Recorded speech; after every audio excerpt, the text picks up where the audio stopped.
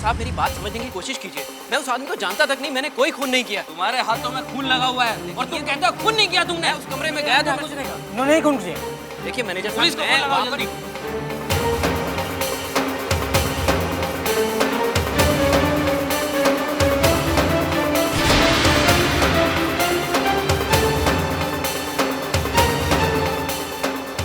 मैंने खून नहीं किया, पर यह भी तो नहीं बता सकता कि खून किसने किया है। यह बात सिर्फ मैं जानता हूं कि रानी अभी अभी यहां से, ये खून शायद रानी के हाथों ही।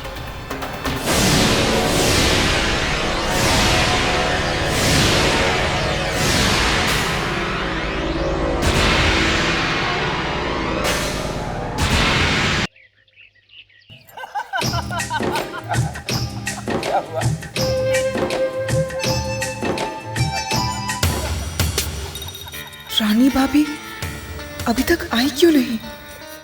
सुनेका भाभी, अब हम पड़ोसियों से समझी हो गए हैं। हम आपके घर आएंगे तो आपको खूब खातिरदारी करनी पड़ेगी। अरे बिल्कुल करनी पड़ेगी, समझी जो ठहरे आप हमारे। लेकिन हाँ, इनके साथ अगर आप ताश की बाजी खेलने आएंगे तो सिर्फ चाय से काम चलाना पड़ेगा। ये गलत है भाभी, ये गलत है।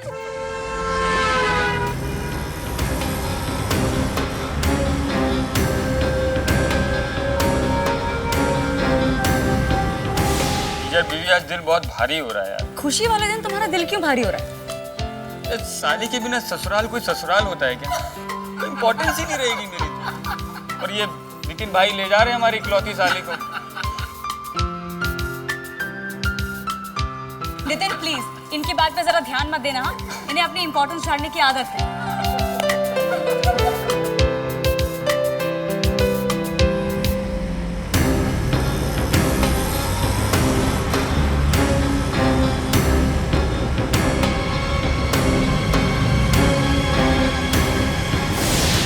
मेहमानों से भरा पड़ा है और तुम कह रहे हो कि दूध नहीं है।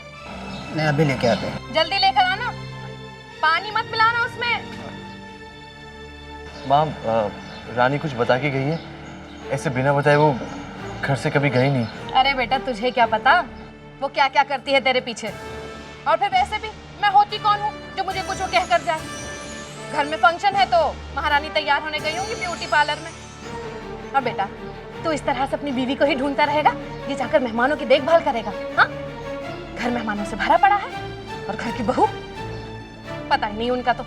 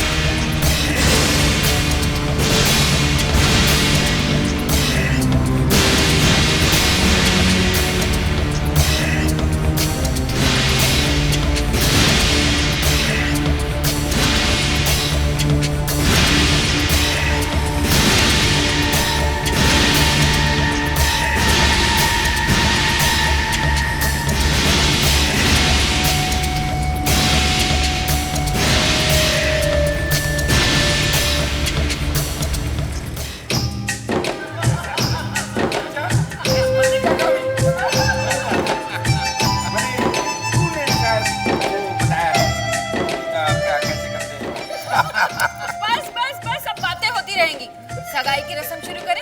हाँ करें चलिए भैया।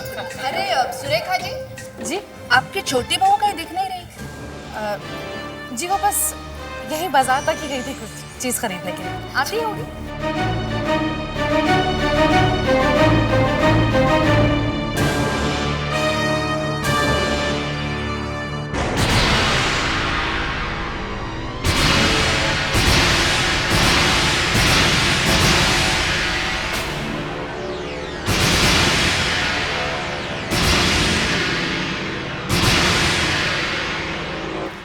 रानी तुम किसी को बिना बताए कहाँ चली गई थी?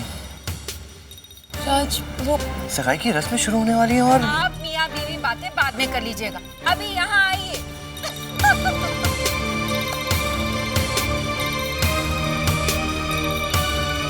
राज हम 2 मिनट में आते हैं।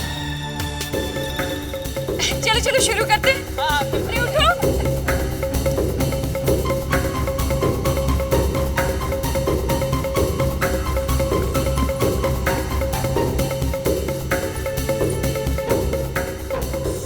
भाभी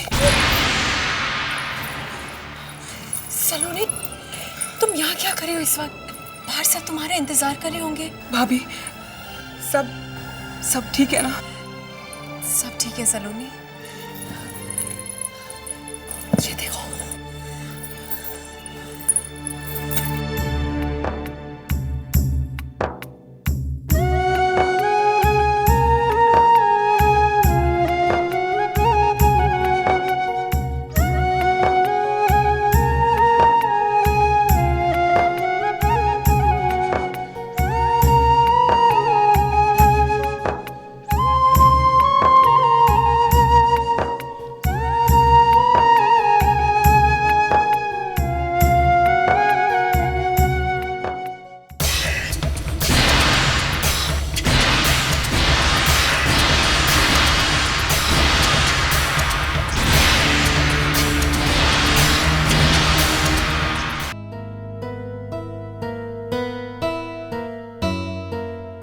सब ठीक हो जाएगा सलोनी,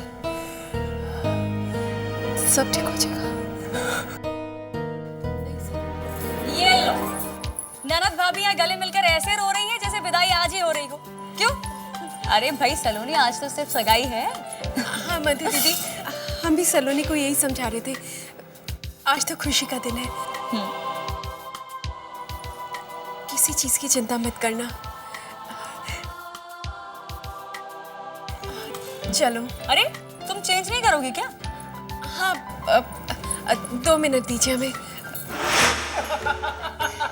आप इतना खुश क्यों हो रहे हैं? शादी आपकी है। डार्लिंग, इंसान जिंदगी में गलती एक ही बार करता है, बार बार नहीं। चुप रहिए। ये लोग इतना वक्त क्यों लगा रहे हैं? कहाँ रह गए सबके सब? ये क्या आ गए? लो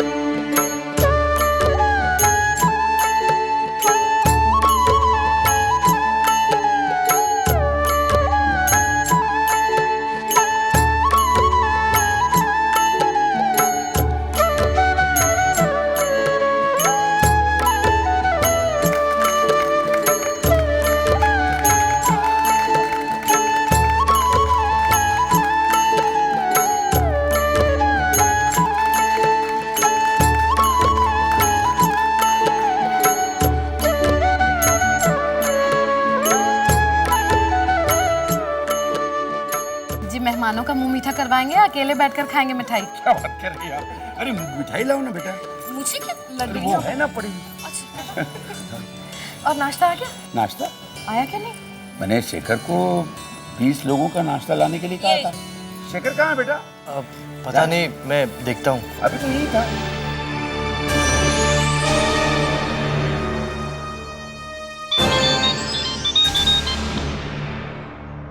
हेलो शेखर यार, कहाँ है तू?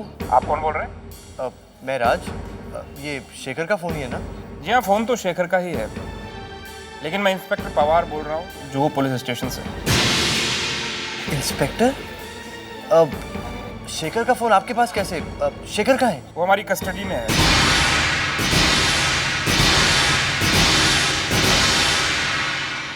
क्या? क्यों? मर्डर के जुर्म में।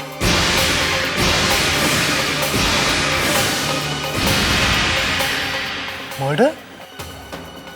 किसका? शेखर ने विक्रम कोठारी का मर्डर किया है।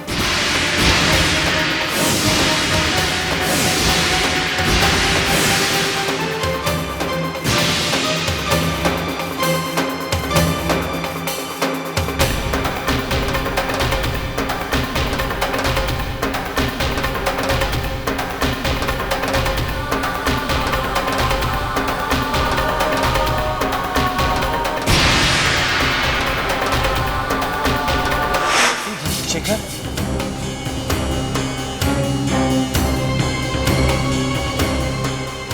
शेखर, ये सब क्या है यार? तू यहाँ कैसे? अभी तक तो तू घर पर था सबके साथ, और अब अचानक? शेखर कुछ बोल यार। देख, कोई कुछ कहे ना कहे, मैं जानता हूँ कि ये खून तूने नहीं किया है। शेखर प्लीज कुछ तो बता। देख, अगर तू चुप रहेगा तो ये लोग उसका कुछ भी मतलब निकाल सकते हैं यार। शेखर प्लीज बता, बता कौन है विक्रम कोठारी? इसके बारे में तूने आज तक मुझसे बात तो नहीं की।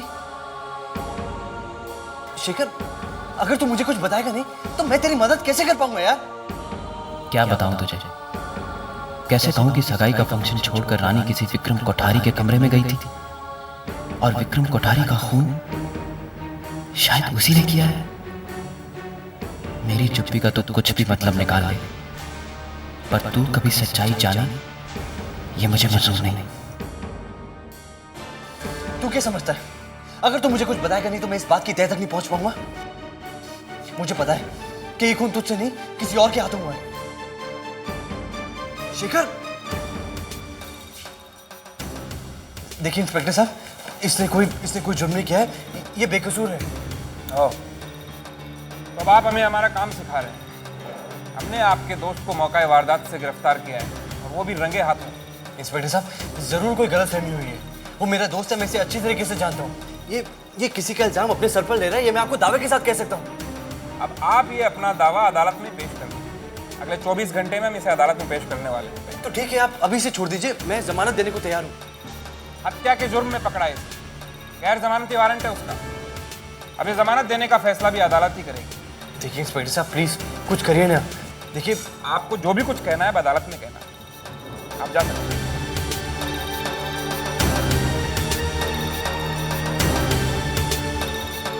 शेखर कुछ बोलना यार।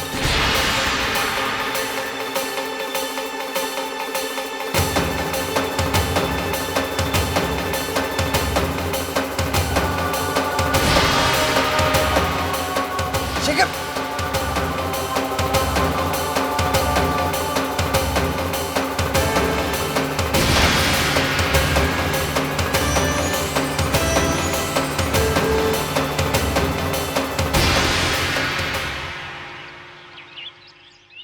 बस बेटा, अब तू भी शुक्र मना ऊपर वाले का कि इतना अच्छा ससुराल मिला है तुझे। और हाँ, एक बात ध्यान से सुन ले बेटा, अब तू अच्छी तरह से घर का कामकाज करना सीख ले। क्यों जी? हाँ, और क्या। दूसरों की तरह नहीं कि जब तक 4 गालियां नहीं सुनेंगे हमसे काम नहीं होगा।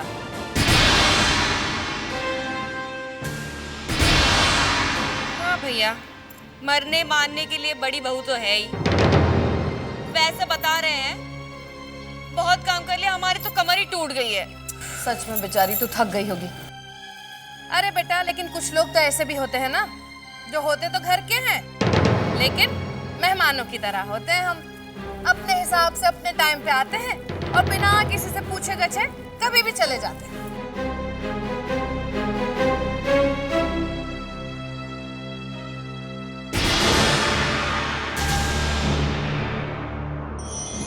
अरे आ गया तू? कहाँ चला गया था तू? नितिन तुझे कितना पूछ कर गया है, अभी अभी निकले हैं सारे लोग। अरे तू इतना चुप क्यों है? मुंह लटका क्यों खड़ा है? कुछ बोल तो सही, क्या हुआ?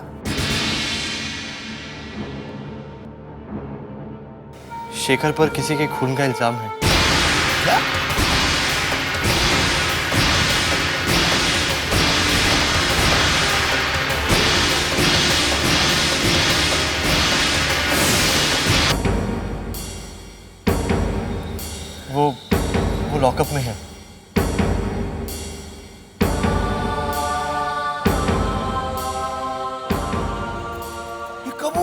कैसे हुआ?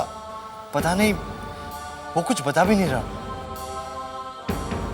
अरे ये तो बता कि शेखर ने खून किसका किया है? बस इतना पता चला है कि होटल ब्लू हेवन में शेखर के हाथों किसी विक्रम कोठारी का खून हुआ है।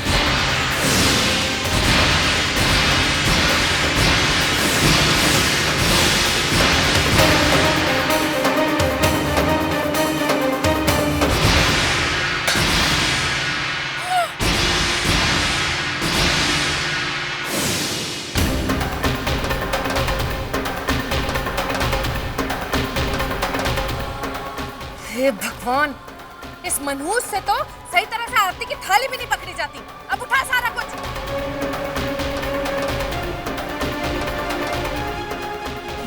ये विक्रम कोठारी कौन है?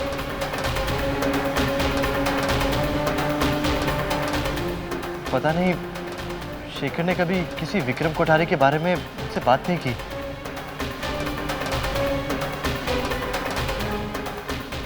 पुलिस से सिर्फ इतना पता चला है कि जब एक वेटर विक्रम के रूम में आया तो शेखर विक्रम के लाश पर झुका हुआ था और उस समय शेखर के अलावा और कोई रूम में भी नहीं था।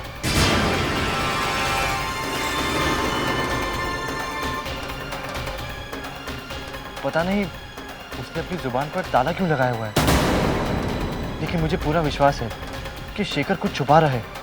वो कभी खून नहीं कर सकता।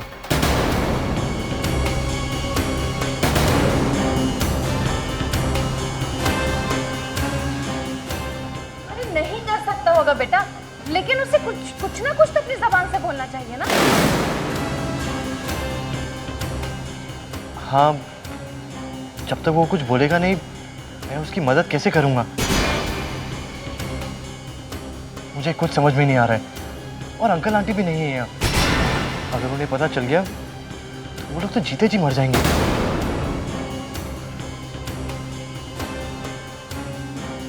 जरूर शेखर की कोई दुश्मनी रही होगी विक्रम से, है ना? भैया, शेखर ने आज तक किसी के साथ ऊंची आवाज में बात तक नहीं की, और इस हद की दुश्मनी नहीं, मुझे विश्वास नहीं होता। कर लो बात। तो तुझे ये लग रहा है कि शेखर किसी और के इल्जाम खामखा अपने सर पे ले रहा है? हो सकता है कि वो किसी का इल्जाम अपने सर पे ले रहा हो।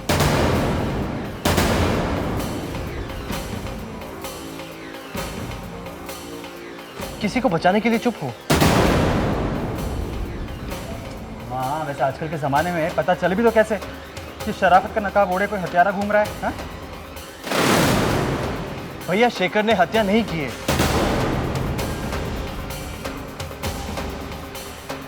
राज, ये तो वक्त आने पर पता चल ही जाएगा कि हत्यारा कौन है और कौन नहीं।